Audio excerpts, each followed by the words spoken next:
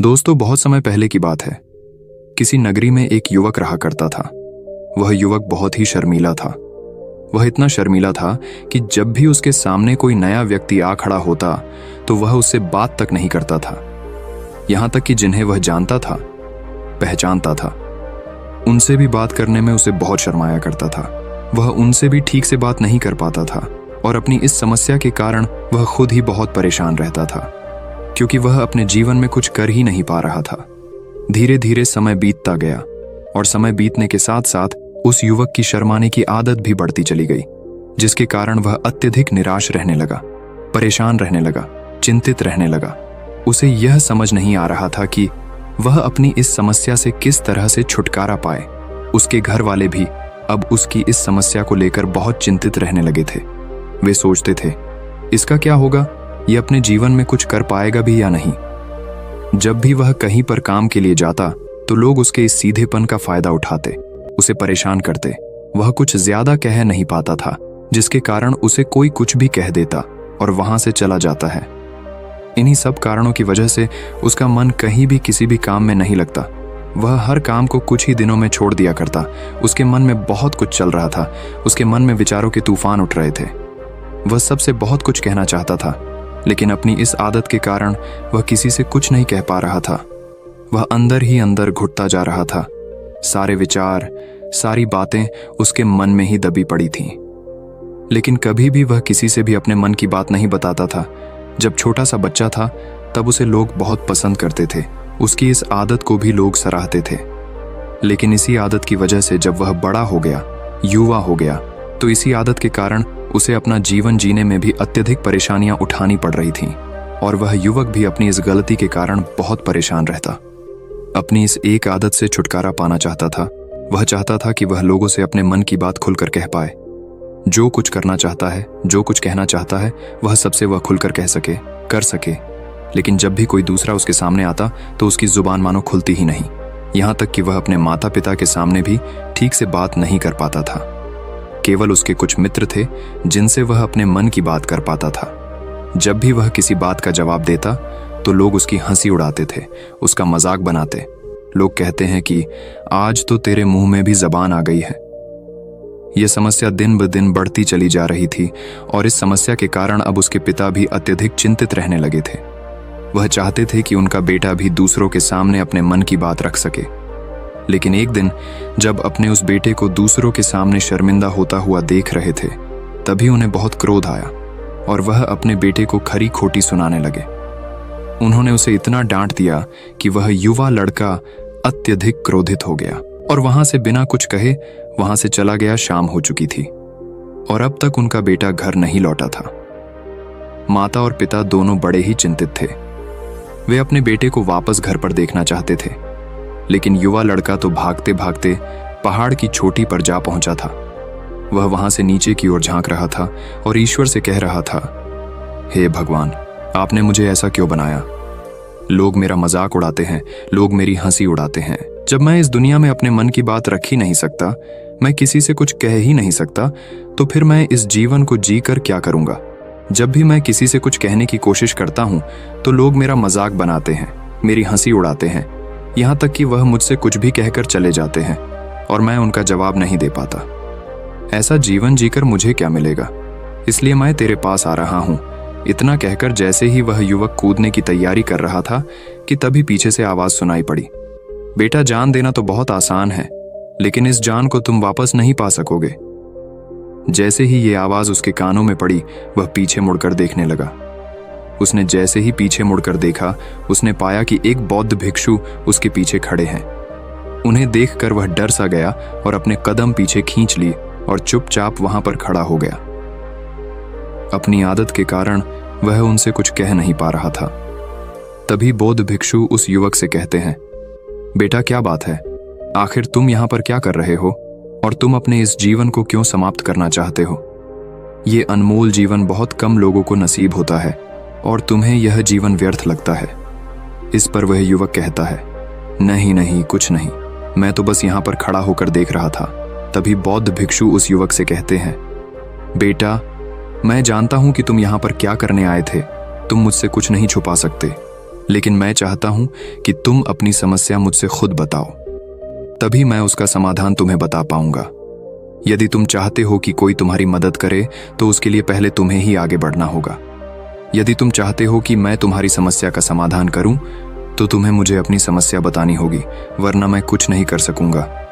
उन बौद्ध भिक्षु की यह बात सुनकर वह युवक कहता है, नहीं नहीं, मैं ठीक हूं, मैं सच कह रहा हूं। उस युवक की यह बात सुनकर बौद्ध भिक्षु उस युवक से कहते हैं, ठीक है बेटा, यदि तुम नहीं चाहते कि मैं तुम्हारी मदद करूं तो कोई बात नहीं, मैं तुम्हारी बात पर विश्वास कर लेता हूं। लेकिन तुम्हें भी मेरी एक बात पर विश्वास करना चाहिए कि मैं तुम्हारी मदद के लिए ही यहाँ पर आया हूँ। तुम चाहो तो तुम अपनी समस्या मुझे बता सकते हो और मैं तुम्हारी इस समस्या का समाधान भी अवश्य करूंगा। इसका जवाब देते हुए युवक उन बौद्ध भिक्षु से कहता है, नहीं नहीं, मैं ठीक हूं, आप जाइए। इस पर वह बौद्ध भिक्षु उस युवक से कहते हैं, ठीक है बेटा, यदि तुम चाहते हो कि मैं यहां से चला जाऊं तो मैं यहां से चला जाता हूं, लेकिन मेरी एक बात याद रखना, मेरे जाने के बाद मैं तुम्हारी कोई मदद नहीं कर पाऊंगा और हो सकता है कि तुम्हारी मदद के लिए कोई और आगे भी ना आए। इतना कहकर बौद्ध भिक्षु पीछे की ओर मुड़े और अपने मार्ग में आगे बढ़ने लगे। वो युवक वहीं पर खड़ा होकर ये सब देख रहा था। जैसे ही वह कुछ दूर पहुंचे तभी उस युवक ने जोर से आवाज लगाई, गुरुदेव, मेरी समस्या बहुत बड़ी है, क्या आप उसका समाधान कर सकेंगे? क्या आप मुझे उसका समाधान दे सकेंगे? यह सुनकर बौद्ध भिक्षु वहीं पर खड़े हो गए और पीछे मुड़कर उन्होंने उस युवक की बात का जवाब देते हुए कहा, बेटा, इस दुनिया में कोई भी ऐसी समस्या नहीं है जिसका कोई समाधान ना हो। यदि तुम मुझे अपनी समस्या बताओगे तो मैं उसका समाधान अवश्य करूंगा। तभी वह युवक उन बौद्ध भिक्षु से अपनी समस्या बताते हुए कहता है, गुरुवर, मेरी एक बहुत बड़ी समस्या है कि मैं शर्मिला हूं, जिसके कारण मैं किसी से कोई बात नहीं कर पाता। यहां तक कि मैं अपने मन की बात भी किसी को नहीं बता पाता। जब भी मैं किसी से बात करने की कोशिश करता हूं तो लोग मेरा मजाक उड़ाते हैं, मेरी हंसी उड़ाते हैं। जब भी मुझे कोई खरी खोटी सुनाता है, उलटी सीधी बातें करता है, तो मैं उनका जवाब नहीं दे पाता। मैं लोगों की तरह चालाक बनना चाहता हूं, लोगों की तरह बातों का जवाब देना चाहता हूं, अपने मन की बात करना चाहता हूं। मैं इस दुनिया के साथ कदम से कदम मिलाकर आगे बढ़ना चाहता हूं। क्या इसका कोई समाधान है? उन बौद्ध भिक्षु ने उस युवक की सारी बातें ध्यानपूर्वक सुनी और फिर जवाब देते हुए कहते हैं, बेटा, जरूरत से ज्यादा शर्मीला होना, इसका अर्थ यह है कि तुम्हारे अंदर कोई डर है जिसे तुम पहचान नहीं पा रहे हो, जिसका कारण उसका समाधान करने में भी असमर्थ है। शर्म करना अलग बात है और डरना अलग। जब हमारे भीतर डर होता है तब हम कहीं भी किसी से भी कोई भी बात नहीं कर सकते। हमें चारों तरफ केवल डर ही नजर आता है और हम हर जगह से डरते ही रहते हैं। लेकिन इसे शर्माना नहीं कहते। शर्म तो बस एक हद तक तुम्हें चुप रख सकता है। फिर वह बौद्ध भिक्षु उस युवक से कहते हैं, बेटा, तुम सबसे अधिक किससे शर्माते हो? युवक इसका जवाब देते हुए कहता है, गुरुवर, मुझे अपने पिता से बात करने में बहुत शर्म आती है। मैं उनके सामने कुछ बोल ही नहीं पाता। तभी वह बौद्ध भिक्षु उस युवक से कहते हैं, अच्छा, तो ये बताओ, जब तुम अपने पिता से बात कर रहे होते हो या फिर बात करने का प्रयास करते हो तो तुम्हारे मन में कैसे ख्याल आते हैं? युवक इसका जवाब देते हुए कहता है, गुरुवर, जब भी मैं अपने पिता से बात करने का प्रयास करता हूं तो मुझे ऐसा लगता है कि मानो मेरे पिता अभी मुझे डांट देंगे, मुझ पर क्रोध करेंगे, मुझसे नाराज हो जाएंगे और कहीं ना कहीं मुझे यह भी लगता है कि मैं कुछ गलत बात ही करूंगा। यहाँ तक कि मेरे मन में ऐसे भी ख्याल आते हैं कि शायद मेरे पिता मुझसे प्यार ही नहीं करते। परंतु गुरुवर, आप कहते हैं कि शर्म अलग है और डरना अलग बात है, तो क्या कोई ऐसा उपाय है जिससे मुझे डर ही ना हो? क्या कोई ऐसा रास्ता है जिससे मेरे अंदर का ये डर पूरी तरह से समाप्त हो जाए? कृपा करके मुझे इस समस्या का समाधान बताइए। मुझे अपने इस डर से बाहर निकलना है। मुझे लोगों की तरह अपने इस जीवन को खुलकर जीना है।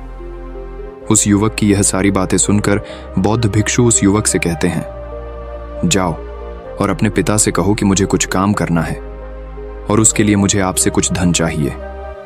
यदि तुम उनसे धन मांगने में कामयाब हो गए तो मैं तुम्हें तुम्हारी समस्या का समाधान अवश्य बताऊंगा। वह युवक काफी घबरा गया। उसने उन गुरुवर से कहा, हे गुरुवर, मुझे यह कार्य न दीजिए। मैं उनसे कुछ नहीं कह पाता। उनके सामने तो मेरी बोलती तक बंद हो जाती है। मैं उनसे धन भला कैसे मांगूंगा? ये बात सुनकर बौद्ध भिक्षु उस युवक से कहते हैं, तब तो तुम्हारी समस्या का कोई भी समाधान नहीं है और ना ही तुम कभी भी अपने जीवन को खुलकर जी पाओगे। यह बात सुनकर युवक उन भिक्षुओं से कहता है, गुरुवर्ग, ऐसा ना कहे, कृपा करके मुझे कोई और कार्य बताइए, कोई ऐसा कार्य जिससे मेरे अंदर का डर पूरी तरह से समाप्त हो जाए। कोई ऐसा समाधान बताइए। इसका जवाब देते हुए वह बौद्ध भिक्षु उस युवक से कहते हैं, बेटा, यदि तुम्हें अपने अंदर के डर को समाप्त करना है तो पहले तुम्हें मेरा यह कार्य करना होगा जो मैंने तुम्हें कहा है। वह युवक घबराकर काफी देर सोच विचार करने के बाद पुन गुरुवर से कहता है, ठीक है, यदि आप चाहते हैं कि मैं इस कार्य को करूं तो मैं इसे करने का पूरा प्रयास करूंगा। इतना कहकर वह युवक अपने घर लौट जाता है।